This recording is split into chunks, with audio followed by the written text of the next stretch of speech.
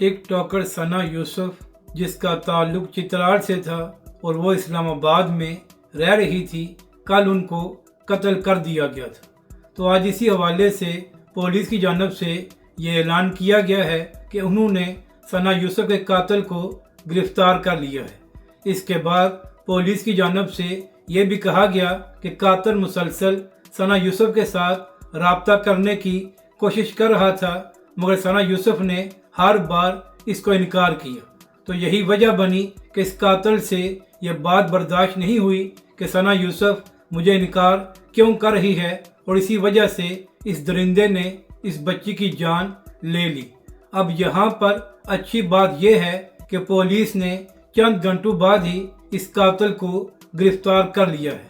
अब इसके बाद होना ये चाहिए कि इस केस का एक स्पीडी ट्रायल हो और सिर्फ चंद हफ्तों बाद इस दरिंदे को सज़ा सुनाई जाए और उसके बाद उस सज़ा पर अमल भी किया जाए, ताकि आइंदा कोई ऐसी हरकत ना कर सके। और अगर इस केस को भी सालों तक चलाया गया और इसका फैसला ना हो सका तो आइंदा ऐसे वाक़यात रुकेंगे नहीं।